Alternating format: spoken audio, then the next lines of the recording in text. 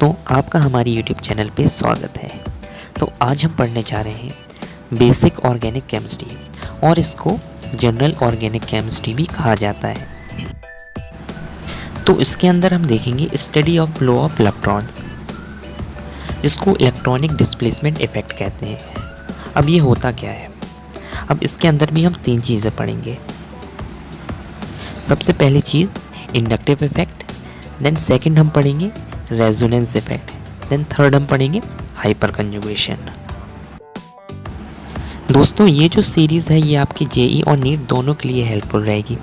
तो हम बेसिक्स से स्टार्ट करेंगे, मतलब ऑर्गेनिक केमिस्ट्री जो आपकी पूछी जा रही है जेई और नीट, बेसिक्स से स्टार्ट करेंगे और वो देखेंगे जिस टाइप के क्वेश्चंस आपसे पूछे जा रहे हैं, जैसे जैसे क्वेश्चंस पूछे जा रहे हैं तो हम हर चीज़ देखेंगे। तो सबसे पहले हम पढ़ेंगे इंडक्टिव इफेक्ट। इंडक्टिव इफेक्ट होता क्या है? तो जेई में आपके काफ़ी इस टाइप के क्वेश्चन पूछे जाते हैं इंडक्टिव इफेक्ट के ऊपर। अब इंडक्टिव इफेक्ट भी टू टाइप्स का होता है, एक प्लस आई ग्रुप और एक माइनस आई ग्रुप। अब प्लस आई ग्रुप कैसा है? फॉर एग्जांपल, तो जैसा कि आपके सामने ये आपको कार्बन की ये जो चेन दिख रही है, अब इसके साथ हमने हेलोजन को अटैच कर दिया। अब ये एक्स हेलोजन है, तो जो हेलोजेंस होते हैं वो इलेक्ट्रॉन विथड्रॉइंग ग्रुप होते हैं, मतलब ये जो कार्बन से इलेक्ट्रॉन अपनी साइड खींचेगा तो इस पर डेल्टा नेगेटिव चार्ज आ जाएगा। अब ये जिस कार्बन से ये अटैच है तो सबसे ज़्यादा पॉजिटिव चार्ज है, तो सबसे ज़्यादा उस कार्बन के ऊपर होगा। वो इलेक्ट्रॉन डोनेटिंग ग्रुप है क्योंकि ये कार्बन जो है वो डोनेट कर रहा है, तो सबसे ज़्यादा जो डेल्टा पॉजिटिव है वो उस कार्बन के ऊपर। फिर जैसे जैसे हम लेफ्ट हैंड साइड शिफ्ट होते जाएंगे, जो डेल्टा पॉजिटिव जो चार्ज है वो डिक्रीज़ होता जाएगा।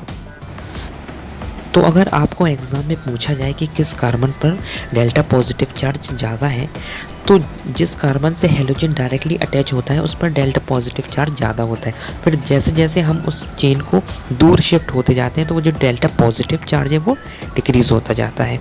तो जहाँ हेलोजन लगा रहेगा वहाँ डेल्टा पॉजिटिव चार्ज उस कार्बन पे ज़्यादा होगा।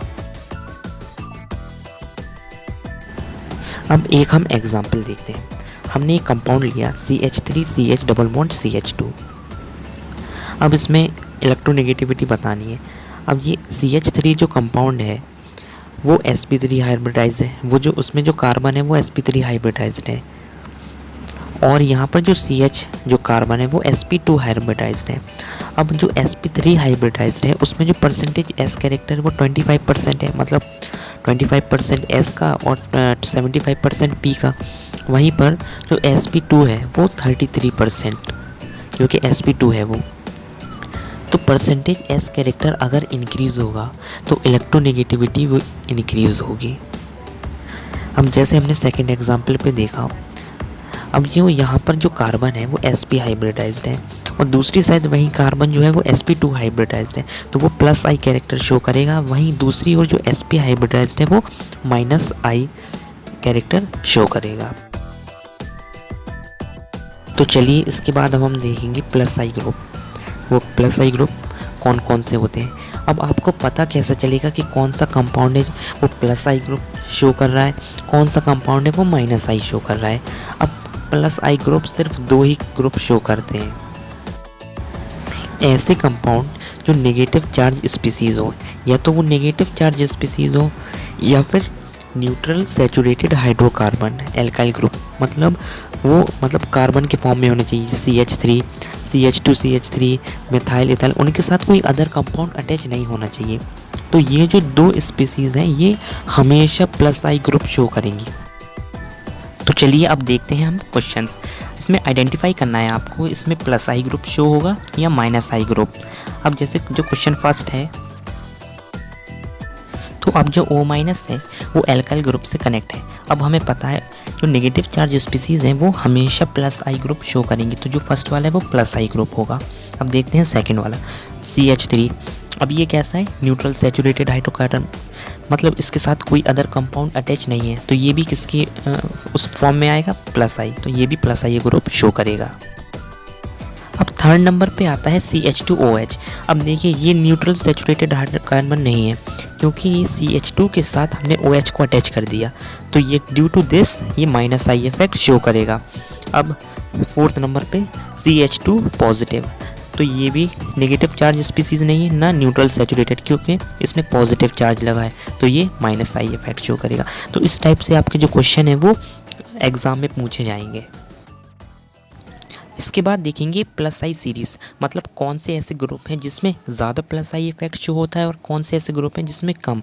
अब ये सीरीज़ शुरू होती है, जैसे हाइड्रोजन है तो सबसे कम प्लस आई इफेक्ट जो है वो हाइड्रोजन शो करेगा। देन उसके बाद उसका जो आइसोटोप है ड्यूटेरियम, देन ट्रिटियम। फिर इसके बाद मिथाइल ग्रुप। ये जो सीरीज़ है आपको ये काफ़ी अच्छे से याद होने चाहिए, क्योंकि क्वेश्चन में कभी कभी कंपेयर करने के लिए भी आपसे पूछा जाएगा कि दो कंपाउंड दिए, उसमें आपको बताना है कि किस में प्लस आई इफेक्ट ज़्यादा होगा। अब मान लीजिए एक कंपाउंड में हमने CH2 लगा दिया, CH2 माइनस, और एक में H लगा दिया, तो जिसमें मतलब नेगेटिव चार्ज स्पीसीज ज़्यादा है तो इसमें ज़्यादा प्लस आई इफेक्ट शो करेगा। तो कुछ इस टाइप से क्वेश्चन आपसे पूछे जाएंगे, तो ये सीरीज़ आपको याद कर ली अच्छे से। देन इसके बाद आता है आइसोटोपिक इफेक्ट। अब आइसोटोपिक इफेक्ट क्या है? सो फॉर एग्जांपल, अब कार्बन के साथ हमने हाइड्रोजन अटैच करा, ड्यूटेरियम अटैच करा एंड देन ट्रिटियम, तो इसमें जो प्लस आई इफेक्ट जो है वो ट्रिटियम में सबसे ज़्यादा होगा, हाइड्रोजन में कम। अब ये क्यों होगा? क्योंकि हाइड्रोजन है वो ट्रिटियम से लाइटर एलिमेंट है, तो जब अगर हम इसका वॉल्यूम से कंपेयर करें तो ये ज़्यादा दूर तक डिस्प्लेस हो जाएगा। अब ये ज़्यादा दूर तक डिस्प्लेस होगा तो जो प्लस आई इफेक्ट है वो कम लगेगा। अब इससे इलेक्ट्रॉन डेंसिटी भी फाइंड करी जा सकती है। तो इलेक्ट्रॉन डेंसिटी होती है इलेक्ट्रॉन क्लाउड अपॉन वॉल्यूम।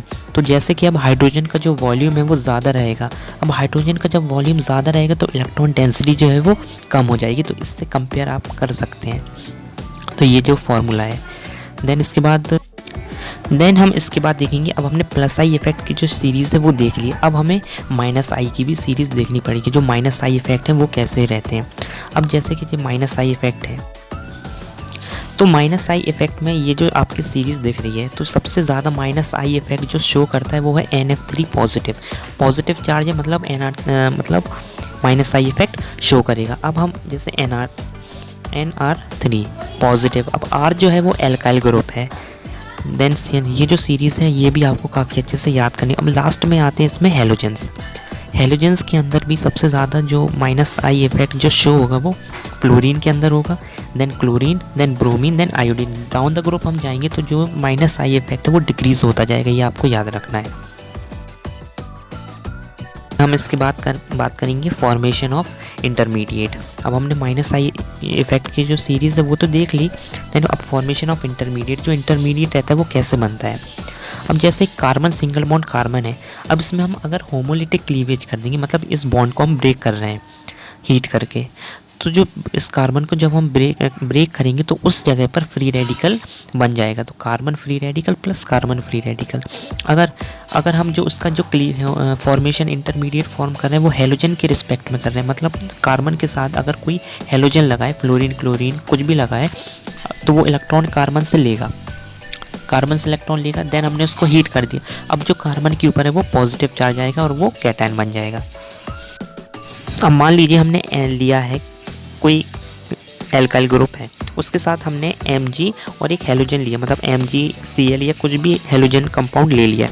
तो जब हम उसको हीट कराएंगे तो उस टाइम पर जो इंटरमीडिएट बनेगा वो कार्बन का एनाइन फॉर्म बनेगा और MgX जो है वो पॉजिटिव बन जाएगा।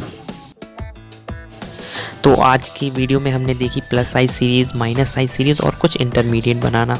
अब जो कल के जो सीरीज़ होगी उसमें हम देखेंगे कुछ आगे के क्वेश्चन किस टाइप से आप एसिडिक स्ट्रेंथ और बेसिक स्ट्रेंथ फाइंड कर सकते हैं। आई होप आप लोगों को वीडियो अच्छा लगा हो। अगर वीडियो अच्छा लगा हो तो वीडियो को लाइक करिए, चैनल पर नए तो चैनल को सब्सक्राइब करिए। मिलते हैं किसी नेक्स्ट वीडियो में, तब तक के लिए थैंक्स फॉर वॉचिंग।